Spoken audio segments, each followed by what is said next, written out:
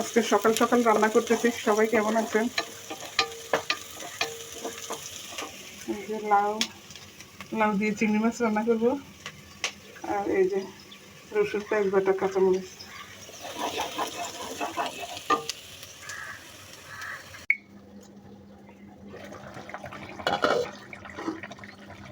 কষাইতে দিছি, কি পরিমাণে পানি বের হয়েছে। লাউটা একদম কচি,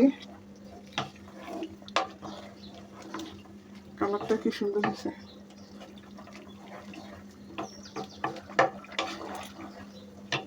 এর উপর দিয়ে কাঁচামরিচ দিয়ে দিলাম।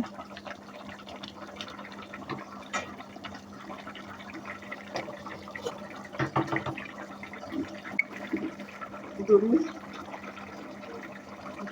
ঢাকনি দিয়ে দেবো।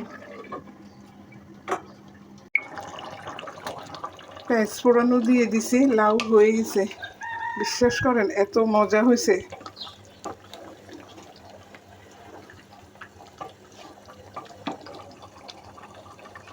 আমার রান্না শেষ।